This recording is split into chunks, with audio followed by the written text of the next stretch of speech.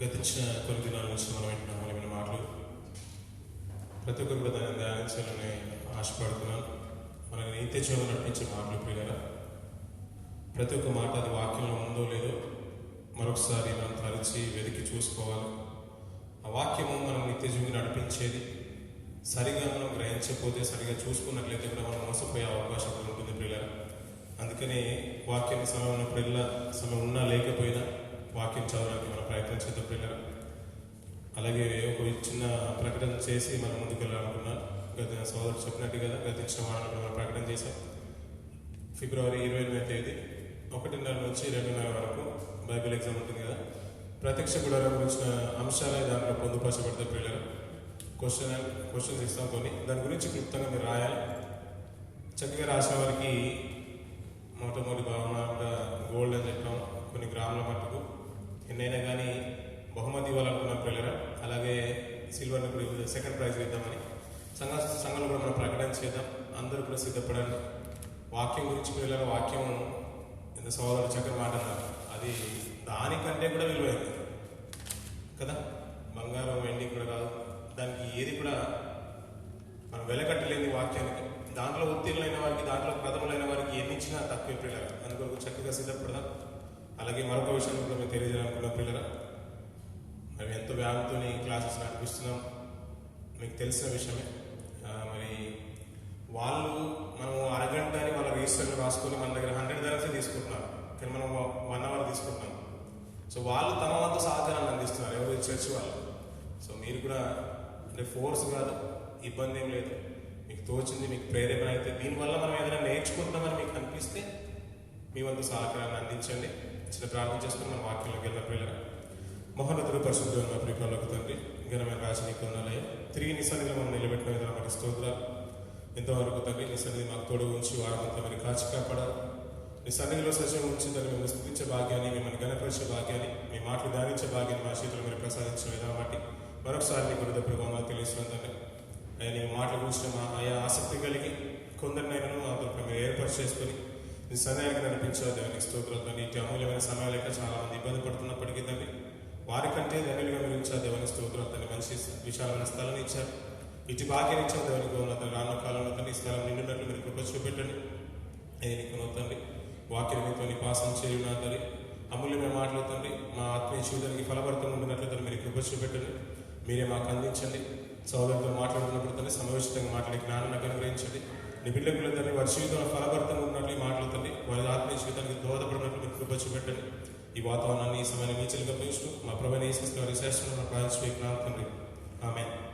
ప్రియులారా, గతించిన నెలలుగా వింటున్నాం కదా, ప్రత్యక్ష గుడారం, సాక్షపు మందిరము, సాక్షపు మందరము, ఇలా మందసం గురించిన మాటలు మనం ఎన్నో వింటున్నాం. మరి నేను తిరిగి ఇవన్నీ జ్ఞాపకం చేయదలుచుకోలేదు. మందసముకున్న ప్రభావం అతి పరిశుద్ధమైన స్థలంలో ముఖ్యంగా మనకు కనిపించేది దేవుని యొక్క మందసం. ఈ మందసము బంగారంతో చేయమన్నాడు. దాని పొడవు 2 మూరలున్నర, దాని వెడల్పు 3.5, దాని ఎత్తు 3.5. తుమ్మకర్రతో చేసి బంగారంతో లోపడను వెలుపను బంగారంతో రేకును పొదగమన్నాడు. అలాగే మోతకర్రలు చేయమన్నాడు. దాని తుమ్మకర్రతో చేసి ఇటువైపున 2 ఉంగరాలు, అటువైపున 2 ఉంగరాలు చేసి దాన్ని ఆ మోతకర్రలు కూడా బంగారు రేకు పొదిగించి ఆ మోతకర్రలు ఆ ఉంగరంలో ఉంచమన్నాడు, జోపించి అన్నాడు. ఎప్పుడు అది సిద్ధంగానే ఉండాలి. ఇలా మందస నియమం గురించిన మాటలు మనం విన్నాం పిల్లలు. ఈ మందసములో దాని పైన కరుణాపీఠం ఉండేది. కరుణాపీఠం పైన 2 కేరెములు అటువైపున ఇటువైపున రెక్కలు విప్పుకొని ఒకదాన్ని ఒకటి చూసుకున్నట్టుగా ఉంటాయి. ఈ లోపల 3 అమూల్యమైన వస్తువులు మనకు కనిపిస్తున్నాయి పిల్లలు. కానీ ఎప్పుడైతే దీన్ని ప్రారంభించారో పిల్లరా, అప్పుడు మొట్టమొదటిగా శాసనం మాత్రమే ఉండేది. దాన్ని 2 రాతి పలకలు మాత్రమే ఉన్నాయి. మొట్టమొదటిగా మోషే గారిని సీనాయి పర్వతం మీద పిలుచుకున్నప్పుడు దేవుడు తనతో మాట్లాడిన మాటలు అది వ్రేలుతో రాసిన మాట ఉంటారు. తిరిగి తను ఇశ్రాయేలు తప్పు చేసినప్పుడు మోషేను త్వరగా వెళ్ళిపో, కిందికి వెళ్ళిపో, త్వరగా వెళ్ళిపో, వాళ్ళు తప్పు చేస్తున్నారు, వాళ్ళని అందరికీ కూడా నేను నాశనం చేయాలనుకున్నాను, త్వరగా వెళ్ళిపో, జాగు చేయకుండా నువ్వు వెళ్ళిపో అని మోషతో అన్నప్పుడు వెంటనే వెళ్ళిపోతారు. వాళ్ళు విగ్రహం కోత కోసం దూడను చేసుకొని వారికి ఆరాధిస్తున్నట్టుగా చూస్తారు. అది చూసిన వెంటనే మోషే తన చేతిలో ఉన్న 2 పలకలు పగలగొడతారు పిల్లలు. తర్వాత మరొకసారి దేవుడు పిలుచుకొని ఇచ్చిన ఆజ్ఞలే ఆ 2 శాసనాలు పిల్లలు. ఆ శాసనాల్ని మందసంలో పెట్టమంటాడు. ఆ శాసనాల మధ్యలో ఉండాలి. ఈ కరుణాపీఠం మధ్యలో, ఈ 2 కేరెముల మధ్యలో దేవుడు తనతో మాట్లాడతానని మందసాన్ని ఈ రీతిగా చేయమని మోషే గారికి ఆజ్ఞాపించారు. ఆ రీతిగానే దాన్ని కొనుక్కున్నాడు. శాస్త్రాలు ఉన్నాయి. అలాగే రాను రాను వచ్చేసే వరకు వెళ్ళి ఆహారం చేతికర్ర, మన్నా గల పాత్ర కూడా దాంట్లో పొందుపరచబడింది. ఈ 3 వస్తువులు మందసంలో ఉన్నాయి. మందసం అంటేనే దేవుని యొక్క సన్నిధి, దేవుని యొక్క ప్రభావం, దేవుని యొక్క గొప్పతనము అన్నట్టుగా మనం చూసాం కదా. ఎక్కడైతే మందసం ఉంటుందో దేవుని సన్నిధి ఉన్నట్టుగా, దేవుని ప్రభావం ఉన్నట్టు, దేవుని శక్తి ఉన్నట్టుగా మనం చూసాం. దానికి ఉదాహరణలు కూడా చూస్తున్నాం. దానికి ఎంతో విలువైనట్టుగా, దానికి గొప్ప శక్తి ఉన్నట్టుగా మనం చూసాం. అనుకోని రీతికైనా, అది అకస్మాత్తుగా తప్పిదం వల్లైనా, ఏ రీతికైనా దాన్ని ముట్టుకున్న తాకిన వారు కూడా చనిపోయినట్టుగా మనం చూసాం. అది అన్య దేశంలో ఉన్నప్పుడు వారు కూడా రోగం చేత, తెగుల చేత బాధపడినట్టుగా చూసాం మన ఫిలిష్తీయుల వారి జీవితంలో. అలాగే ప్రియుల ఒక విశ్వాసమైన కుటుంబము, దేవునికి ఇష్టమైన కుటుంబంలో ఉన్నట్లయితే ఆ కుటుంబము వర్ధిల్లినట్టుగా చూసాం. ఎందుకు వర్ధిల్లిందయ్యా అంటే అందులో 3 వస్తువులు ఉన్నాయి. ఆ మందసం గురించి మన మాటలు మనం ధ్యానం చేస్తున్నాం. ఒబేదోదు ఇల్లును, ఇంటి వారిని, ఇంటంతటిని కూడా దేవుడు ఆశీర్వదించాడన్నారు. ఎందుకు ఆశీర్వదించాడంటే అందులో మొట్టమొదటిగా మనం ఆహారం చేతికర్రను చూసాం. మామూలు చేతికర్ర కాదు, అది చిగురించిన చేతికర్ర అన్నాడు కదా. ఎందుకు చిగురించిందో సంఖ్యాకాండంలో 16వ అధ్యాయం నుంచి కొన్ని మాటలు మనం చూసాం కదా. ప్రియులారా, ఈ విషయాన్ని మనం కంటిన్యూ చేస్తూ, ఎప్పుడైతే యాజకత్వ బాధ్యతతో మోషే ఆరోనుల కుమారులకు దేవుడు ఇచ్చేశాడో, సేవ పరిచర్య బాధ్యతలను లేవీలలో ఇంకా మిగతా కుమారులకు ఇచ్చేశాడు. కహాతీలకు, మెరారీలకు, గెర్షోనీయులకు. ఇలా 3 కుటుంబాలు, 3 కుటుంబాలు సేవ పరిచర్యలో ఉన్నారు. లేవీలలో 3 కుమారులు మిగతా సేవ పరిచర్యలో యాజకత్వము మోషే ఆరోనుల కుమారులకు దేవుడు ఇచ్చేశాడు. కానీ అందులో ఒక సమూహము సంఘానికి వ్యతిరేకంగా నిలబడిపోయింది. ఎవరు నిలబడిపోయారు? చాలా బాగా దొరుకుతుంది. నేను ఈ వారం నేను చెప్తాను కాబట్టి ప్రిపేర్ అవుతానన్న ఉద్దేశం తప్పు ప్రియులారా. ఈ వారం సోమమంది అయిపోయింది కాబట్టి వచ్చే వారం నేను చెప్తాను కాబట్టి అప్పుడు నేనే ప్రిపేర్ అవుతాను, మిగతాదంతా పోయింది అన్నట్టు ఉండొద్దు. సో దయచేసి అదే దాని విలువ మనకు అర్థమైపోవాలి. ఇప్పుడు 2 పే చేస్తున్నాం కాబట్టి దాని విలువ మీకు అర్థమైపోవాలి. కనీసం మనకు తల 10 ధరమ్స్ అయిపోతాయి ప్రియులారా కదా. సో అది అర్థం అవుతే బాగుంటుంది. అమూల్యమైన మాటలు ప్రియులారా.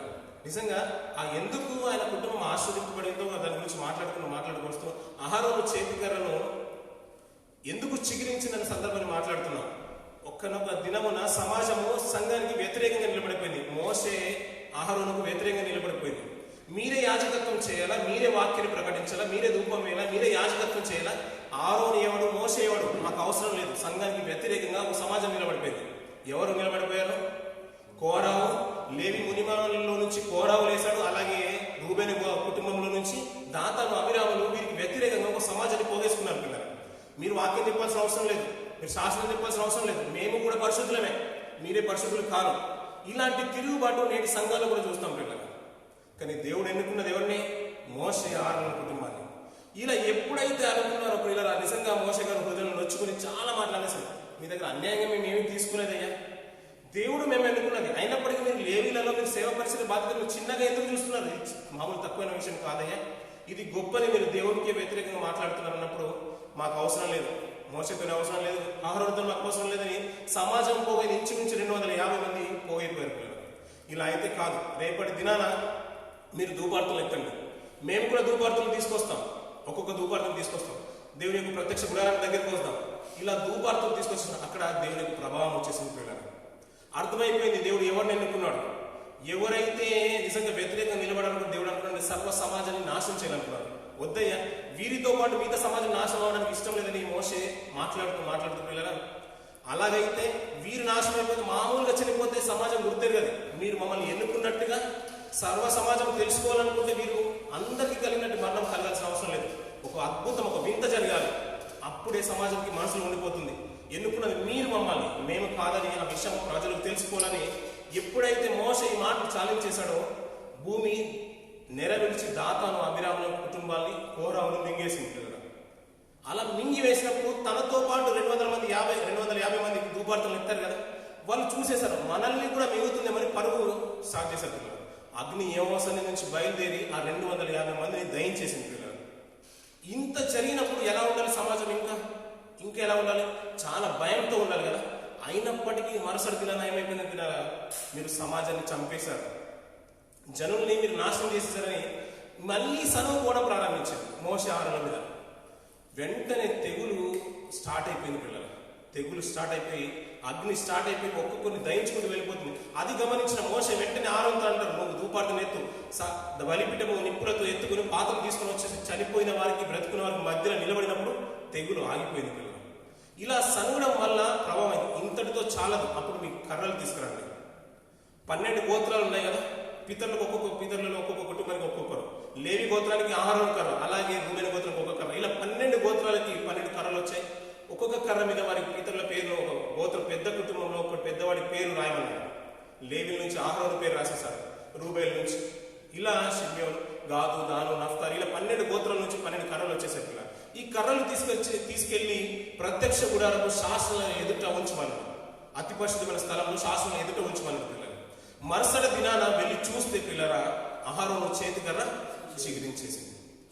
ఆ మాటలు చూడండి పిల్లలు. 17వ అధ్యాయం, సంఖ్యాకాండము 17వ అధ్యాయం 8వ వచనం పిల్లలు. మోషే సాక్షి గుడారంలోకి వెళ్ళి చూడగా లేవి కుటుంబమునైన అహరోను కర్ర చిగిర్చి ఉండెను. అది చిగుర్చి పువ్వులు పూసి బాదము పండ్లాయను. నేను ఎన్నుకున్నది ఇద్దరిని, లేవి కుటుంబంలో యాజకత్వం కొరకు ఎన్నుకున్నది నేను అహరోను, నేను ఎన్నుకున్నాను. మనుషులు ఎన్నుకున్నదనే విషయాన్ని, సత్యాన్ని ప్రపంచానికి చాటి చెప్పడానికి, అల్నాడు ఇశ్రాయేలుకు తెలిసి రావడానికి ఈ కర్రలు అక్కడ ఉంచమన్నాడు ప్రేరణ. ఆ చిగురించిన ఆ కర్రల గురించి మాట్లాడుతూ ఇంకొక అద్భుతమైన మాట కిందికి 9-10 వర్షాలు. యెహోవా సన్నిధి నుండి ఆ కర్రలన్నింటినీ ఇశ్రాయేలు అందరి ఎదుటికి తేగ,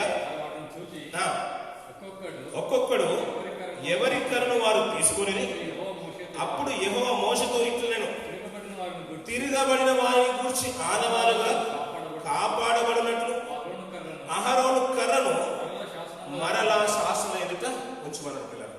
వీళ్ళు నాకు తిరగబడ్డారు, సంఘమే సమాజానికి తిరగబడింది, వారికి ఎదుట ఆనవాలుగా గుర్తుగా ఉండినట్లు ఈయనను ఎన్నుకుంది నేను.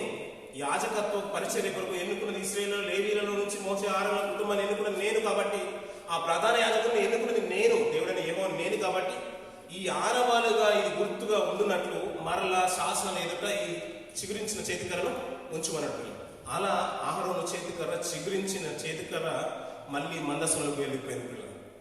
ప్రధాన యాజకుడు అల్నాడు మోషే ఆరోనుల కాలంలో కంటే ఇశ్రాయేలు కాలంలో అహరోను గాని ప్రధాన యాజకుడుగా దేవుడు ఎన్నుకున్నాడు. అలా మందసంలోకి అహరోను చేతికర్ర చేర్చబడింది. ఇలా ఒబేదెదోము ఇంటికి మందసంలో ఊరికి వెళ్ళలేదు పిల్లలు. అందులో కనబడే ఏంటి, మందసంలో మనకు కనిపించేవేంటి, మన్నగల పాత్ర, అహరోను చేతికర్ర, శాసనం. ఇలా మొట్టమొదటి దాని గురించి మనం మాట్లాడుకుంటాం, అహరోను చేతికర్ర. ఇలా తన అధికారానికి లోబడిన ఆనవాలు పిల్లలు. నేను ఎన్నుకున్నాను, దేవుడైన యెహోవానైనా నేను ఎన్నుకున్నాను మోషే ఆరోనుల కుటుంబాన్ని, ప్రధాన యాజకుడు అహరోను నేను నిలబెట్టింది. అలా తన అధికారానికి లోబడిన కుటుంబము ఈ శాసనాలతో పాటు, మండగాల పాత్రతో పాటు అహరోను చేతికర్ర కూడా తన కుటుంబంలోకి వెళ్ళిపోయింది పిల్లలు. అన్నాడు ఒబేదెదోము ఊరికే అతను ఆశీర్వదింపబడలేదు, తన అధికారానికి లోబడిన వ్యక్తిగా కనబడతాడు పిల్లలు. మన కుటుంబాల్లో కూడా ఆశీర్వాదం కావాలన్నా, మన కుటుంబాల మన జీవితాలు కూడా వెలుగుమయంగా ఉండాలన్నా, అల్నాడు ఇశ్రాయేలుకు ప్రధాన యాజకుడు మోషే అహరోను ఉన్నట్టుగా నేటి మన క్రైస్తవ సమాజం కూడా, నేటి క్రైస్తవ్యాన్ని కూడా ప్రవీణ యేసుగా ఉన్నాడు పిల్లలు ప్రధాన యాజకుడు. అలా ఎలాంటి యాజకుడు అంటే కల్మషం లేనివాడు, అపవిత్రులలో చేర్చబడినవాడు కాదు. ఆయన నిర్దోషి, దోషులలో చేర్చబడిన వాడు కాదు. ఎలాంటి వాడంటే ఆకాశ మండలం కంటే ఎత్తైన వాడుగా ఉన్నాడు. అలాంటి ప్రధాన యాజకుడు మనకు ఉన్నాడు పిల్లలు. మనం కూడా నేటి క్రైస్తవులు ఆయన అధికారానికి లోబడాలి. అల్నాడు ఒబేదెదోము కుటుంబము మందసం లోపలికి వెళ్ళిందంటే దానికి లోబడిపోయారు, తన అధికారానికి లోబడిపోయారు. అహరోను చేతికర్రను ఎవరైతే అంగీకరించారో, నిజంగా ఆయనని మేమెన్నుకోలేదయ్యా, సాక్షాత్తు దేవుడే ఎన్నుకున్నాడని అల్నాడు ఇదంతా సందర్భం జరిగిన తర్వాత, ఈ సంఘటన జరిగిన తర్వాత ఇశ్రాయేలు గుర్తెరిగారు. ఆ అగ్ని భూమి నెరవేర్చి దాతాను అభిరామ కుటుంబాన్ని, కోరావు కుటుంబీకుల్ని నాశనం అయిన తర్వాత, అగ్ని బయలు వెళ్ళి 250 మందిని దయించి వేసిన తర్వాత, ఎవరైతే సలుపుకున్నారో మళ్ళీ తెగులు వచ్చి వాళ్ళని చంపిన తర్వాత, అంతటి తర్వాత కర్రలు తీసుకెళ్లి మందసంలో అక్కడ శాసనం ఎదుట పెట్టిన తర్వాత అహరోను చేతికర్ర చిగురించింది. అవి అప్పుడు అర్థమైపోయింది వాళ్ళకు, ఎన్నుకుంది ఎవరో కాదు, దేవుడైన యెహోవా. అలాగే పిల్లలు అల్నాడు ప్రధాన యాజకుని ఎన్నుకున్నట్టుగా, దేవుడు ఎన్నుకున్నట్టుగా ఇశ్రాయేలు తెలుసుకున్నారు. ఆ తెలుసుకున్న విషయాన్ని ఒబేదెదోము గ్రహించి ఆ అధికారానికి లోబడిపోయాడు పిల్లలు. అలా లోబడ్డాడు కాబట్టి తన కుటుంబం ఆశీర్వదింపబడింది. మన జీవితాలు కూడా వెలుగుమయం ఉండాలంటే, మన కుటుంబం కూడా వర్ధిల్లాలంటే ప్రధాన యాజకుడైన ప్రభువైన యేసుని మనం అధికారంలోకి రావాలి ప్రియులారా. మనం కూడా లోబడి బ్రతకాలి. ఆ మాట చూడండి ప్రియులారా, హెబ్రీయులకు రాసిన పత్రిక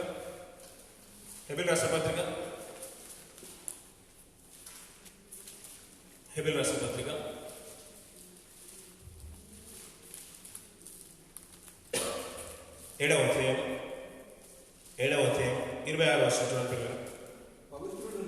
26వ వచనం నుంచి, పవిత్రుడును నిర్దోషియు నిష్కల్మషుడును పాపులలో చేరక ప్రత్యేకంగా ఉన్నవాడును ఆకాశ మండలము కంటే మిక్కిలి ఎచ్చైన వాడునైనా ఇట్టి ప్రధాన యాజకుడు మనకు సరిపోయిన వాడంటే పిల్లలు. ఎలాంటి ప్రధాన యాజకుడు చూడండి పిల్లలు, అందులో మచ్చ కూడా లేదు పిల్లలు. అలాంటి ప్రధాన యాజకుడు మనకు ఉన్నాడు.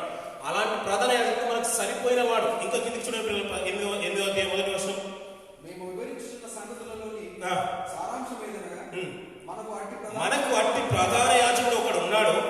ఆయన పరిశుద్ధాలయములకు అనగా మనుష్యుడు కాక ప్రభువే స్థాపించిన నిజమైన గుడారములకు పరిచారకుడై ఉండి పరలోకమందు మహామౌని సింహాసనకు గుడిపార్శ్వన ఆశీర్వాదం పిల్లలు. ఇలా మీరు 9వ అధ్యాయం చూసినా కానీ ఆయన ప్రధాన యాజకుడు అని ప్రభు గురించి అద్భుతమైన మాటలు చెప్తారు.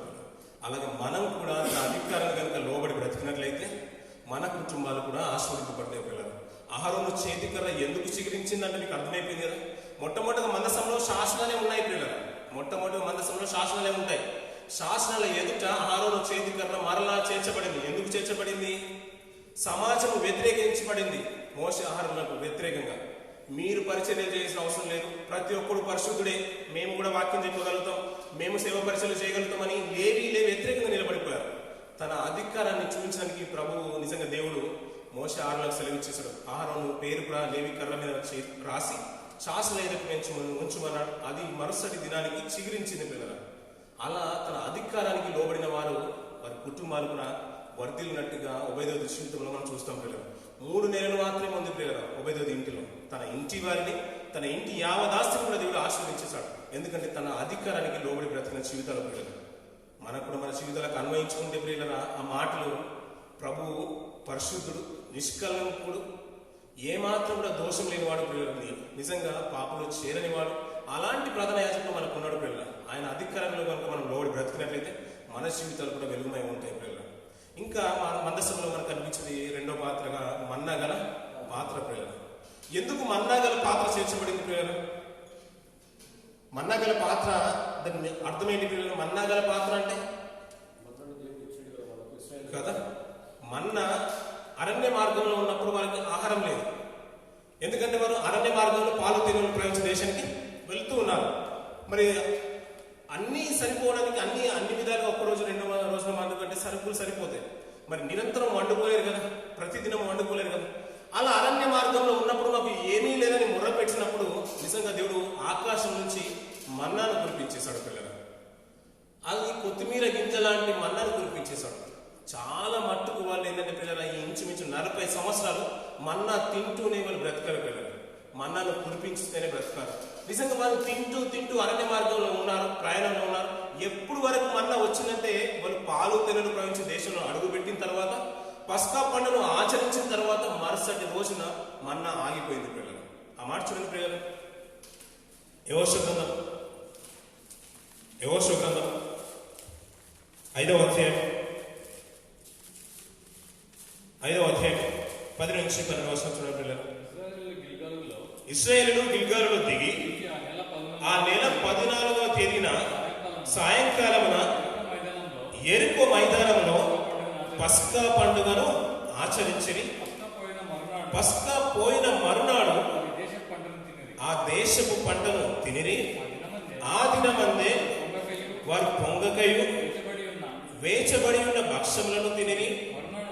మరునాడు ఈ దేశపు పంటను తినుచుండగా, ఏ దేశపు పంటను తినుచుండగా? పాలు తేనెలు ప్రవహించే దేశంలో వెళ్ళిపోయారు. వెళ్ళిపోయిన తర్వాత వంట ప్రారంభించేశారు. పొంగని రొట్టెలు తినాలి. కానీ వీళ్ళు ఏం చేశారంటే పొంగని, అక్కడ చూడండి పిల్లలు, పొంగకయు వేచబడిన భక్ష్యములు తిన్నారంట. మరునాడు ఈ దేశపు పంటను తినుచుండగా మన్నా మానిపోయాను. అటు తరువాత ఇశ్రాయేలుకు మన్నా దొరకకపోయాను. ఆ సంవత్సరమున వారు కానాను దేశపు పంటను తిన్నారంట పిల్లలు. దేవుడు ఒక వాగ్దానం చేసేసారు, నేను పాలు తేనెలు ప్రవహించే దేశానికి నేను నడిపిస్తాను అన్నాడు. నిజంగా పాలు తేనెలు ప్రవహించే దేశానికి వెళ్ళు వరకు పిల్లల నిరంతరము మన్నా కురుస్తూనే ఉంది పిల్లల. వారిని పోషించింది నేను. మీరు ఈ జనరేషన్ ఉంది, చాలా బాగుంది, మీరు మన్నాన్ని చూసేశారు. మరి మీ పిల్లలకు పుడతారు కదా, మీ తర్వాత మీ జనరేషన్ వస్తుంది కదా, వాళ్ళు అడుగుతారు ఈ పాత్ర ఏంటయ్యా అని అడుగుతారు. అప్పుడు మీ పిల్లలు చెప్పాలి ఏమని, అల్లాడు మేము 40 సంవత్సరాలు 430 సంవత్సరాలు కఠిన బానిసత్వంలో మేమున్నప్పుడు మా మొరలు విని దేవుడు అరణ్య మార్గంలో నడిపించేశాడు పాలు తేనెలు ప్రవహించే దేశానికి. ఇప్పుడైతే సమృద్ధి అయిన ఆహారం ఉంది, కానీ అరణ్య మార్గంలో ఒక ఆహారమే లేదు, నాకు ఆహారమే లేదు. అలాంటి దినాన దేవుడు మన్నా చేత పోషించాలని మీ పిల్లలకు మీరు చెప్పాలని, అది సూచనగా మన్నా గల పాత్రను అక్కడ చేర్చబడ్డది పిల్లలు. నిజంగా నేటి ప్రపంచాన్ని కూడా పోషిస్తున్న దేవుడు ఆయనే పిల్లలు, ఆయనే అన్నదాత, ఆయనే పోషకుడు. ప్రపంచాన్ని పోషిస్తుంది తండ్రి దేవుడైన యెహోవా పిల్లలు. అద్భుతమైన మాట చూడ పిల్లలు. అపోస్తల కార్యము 14వ అధ్యాయం, అపోస్తల కార్యము 14వ అధ్యాయం 17వ వచనం పిల్లలు. 14వ అధ్యాయం 17వ వచనం. ఆయన ఆకాశం నుండి మీకు వర్షమును ఫలవంతములైన ఋతువులను దయచేయచ్చు, ఆహారమును అనుగ్రహించు, ఉల్లాసముతో మీ హృదయం నింపుచు, మేలు చేయుట చేత సరిపోతుంది పిల్లలు. ఆయన ఆకాశం నుండి వర్షమును ఫలవంతమైన ఋతువులను దయచేస్తున్నాడు పిల్లలు. మంచి ఆహారాన్ని ఆయన ఇస్తున్నాడు పిల్లలు. మనకు డబ్బు ఉందని ఆహారం సంపాదించుకోవట్లేదు పిల్లలు, అర్థమవుతుందా? మనకు ధనం ఉందని మన ఆహారం తెచ్చుకోవట్లేదు, ఆయన ఇస్తున్నాడు. చాలా మంది కోటీశ్వర్లు కూడా పొలాల్లో నీళ్లు లేకపోతే పంటలు పండించుకోలేదు పిల్లలు, అర్థమవుతుందా? డబ్బులు నాటితే పంటలు రావట్లేదు, డబ్బులు చల్లితే వర్షం రావట్లేదు, డబ్బులు నాటినంత మాత్రం ఫలాలు వృక్షాలు రావట్లేదు పిల్లలు. ఆయన అనుగ్రహిస్తున్నాడు, ఆయన దయచేస్తున్నాడు. ఈ విషయాన్ని మనం అర్థం చేసుకోవాలి పిల్లలు. అల్నాడు ఇశ్రాయేలు 40 సంవత్సరాలు బానిసత్వ సంఖ్యల నుంచి తెంచుకొని 40 సంవత్సరాలు అరణ్య మార్గం నడిపిస్తూ ఆ మన్నా చేతనే దేవుడు పోషించేశాడు. అలాగే నేటి ప్రపంచాన్ని కూడా ఆయనే పోషిస్తున్నాడు. ఆయనే ఫలవంతమైన ఋతువులు ఇస్తున్నాడు, మంచి వర్షాలు ఇస్తున్నాడు, ఆహారాన్ని కూడా ఆయనే దయచేస్తున్నాడు పిల్లలు. ఈ విషయాన్ని మనం గుర్తించుకోవాలి పిల్లలు. ఆయనే పోషిస్తున్నాడు. ఇంకొక మాట చూడండి పిల్లలు, కీర్తన 104వ అధ్యాయం, కీర్తన 104వ అధ్యాయం 14-15 వర్షం చూడండి పిల్లలు. కీర్తనలో 104వ అధ్యాయం 14 వర్షము 15 వర్షం పిల్లలు. పశువులకు గడ్డిని నరుల ఉపయోగములకు కూర మొక్కలను ఆయన మొలపించుతున్నాడంట పిల్లలు. ఎవరు మొలపిస్తున్నాడంట? దేవుడే ఇస్తున్నాడు మనకు ఆహారం. ఉద్యోగం వచ్చింది కాబట్టి మనం సంపాదించుకోవట్లేదు పిల్లల. ఉద్యోగం ఇవ్వాలన్నా ఆయన కరుణ ఉండాలి, ఆహారం తృప్తిగా 4,000 నోట్లకు వెళ్ళాలన్నా ఆయనదే ఉండాలి. ఈ విషయాన్ని మనం మర్చిపోవద్దు పిల్లలు. ఈ విషయం కూడా కనీసం గుర్తుకు లేక బ్రతుకుతున్నారు కొంతమంది పిల్లలు. నిజంగా అందుకని ప్రార్థించుకునేటప్పుడైనా తండ్రి ఈ ఆహారం ఇచ్చో చూసా, దీన్ని బట్టన్నా మీకు కృతజ్ఞత కలిగి బ్రతుకుతాం అనే విషయాన్ని మనం గుర్తుంచుకోవాలి పిల్లలు. ఈ ఆహారం సంతృప్తిగా తినలేని జీవితాలు ఎన్నో ఉన్నాయి పిల్లలు, కాదంటారు? నిజంగా అన్ని ఫలభరితలు, ఋతువుల్ని, వర్షాన్ని, ఆకాశం నుంచి నీటిని అన్నిటిని ఇస్తున్నాడు, ఆయనే అనుగ్రహిస్తున్నాడు. మనం ఏదో మనకు ఉంది కాబట్టి మనం సంతోషంగా ఫలించుకోవట్లేదు, మనము మొలిపించుకోవట్లేదు పిల్లలు. ఆయనే మొలకెత్తిస్తున్నాడు. ఇంకా చూడండి పిల్లలు,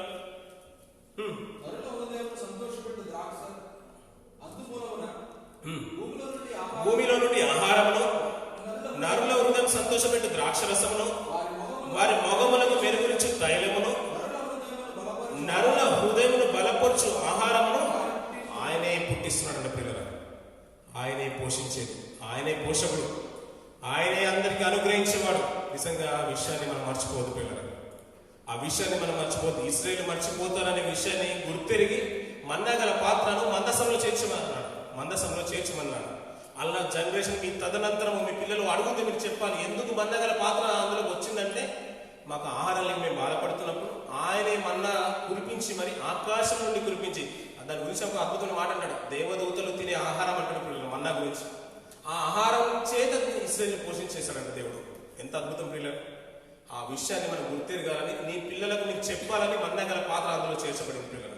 అలాగే ఉపదేశ కుటుంబం ఊరికి ఆశీర్వదింపబడలేదు, ఆహారం ఇవ్వాలనుకుంటే దేవుడే ఇవ్వాలనే విషయాన్ని వారు గుర్తెరిగిన కుటుంబాలు పిల్లలు. మన కుటుంబం కూడా ఆశీర్వదింపబడాలంటే, మన ఇల్లు కూడా ఆశీర్వదించబడాలంటే, మన సంఘం కూడా ఆశీర్వదింపబడాలి, మన గ్రామం మన దేశం ఆశీర్వదింపబడాలంటే ఆ విషయం గుర్తెరగాల. ఏదైనా ఇవ్వాలనుకుంటే దేవుడే ఇవ్వాలి.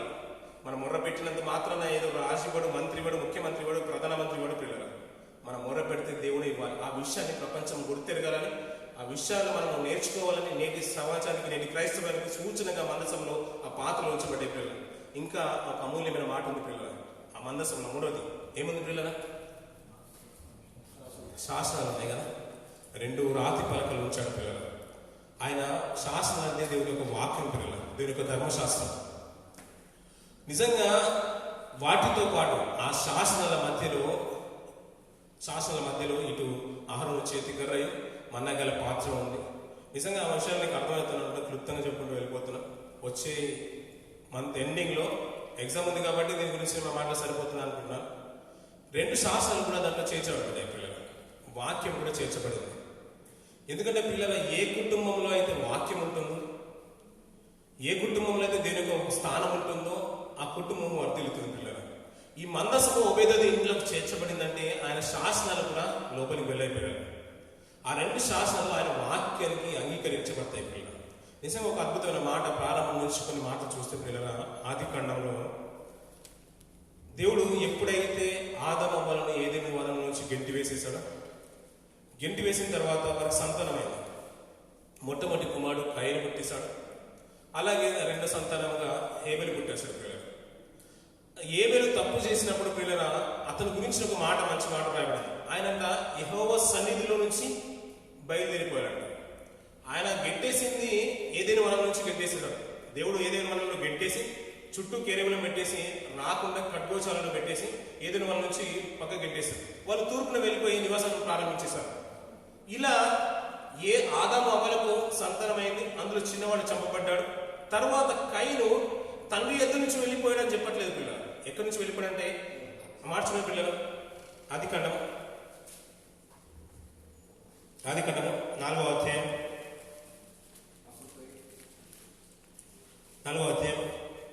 16-17 వర్షం వచ్చిన పిల్లలు, 16 వర్షం తీసారు కదా పిల్లలు. 4వ అధ్యాయం 16 వర్షం. అప్పుడు కయీను యెహోవా సన్నిధిలో నుంచి బయలుదేరి వెళ్ళి ఏదెనుకు తూర్పు దిక్కున నోదు దేశంలో కాపురం ఉన్నాడంట పిల్లలు. ఎక్కడి నుంచి బయలుదేరిపడంట? తల్లిదండ్రుల నుంచి వెళ్ళిపోవడానికి లేదు, కుటుంబాల నుంచి వెళ్ళిపోవడానికి లేదు, యెహోవా సన్నిధిలో నుంచి వెళ్ళిపోయాడంట పిల్లలు. చాలా మంది ఏంటంటే మనం అనుకుంటాం కదా, అయ్యో దేవుని సన్నిధికి వెళ్ళాలనుకుంటాం, మందిరానికి వస్తేనే సన్నిధి అనుకుంటాం. మనం బయట ఇట్లున్నా పర్లేదు అనుకుంటాం, అంతే కదా. మన ఇంట్లో ఏ రీతిగా ఉన్నా సరిపోతుంది, కానీ మందిరానికి వచ్చినప్పుడు చాలా చక్కగా ఉన్నాం, ఎందుకంటే ఇక్కడే సన్నిధి ఉన్నా అనుకుంటాం.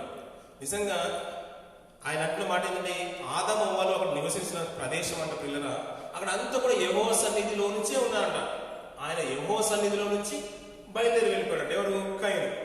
అలాగే పిల్లల, ఎప్పుడైతే కుటుంబంలో ఆయన సన్నిధి ఉంటుందో, సంఘంలో ఆయన సన్నిధి ఉంటుందో మనం చక్కగా ఉంటాం.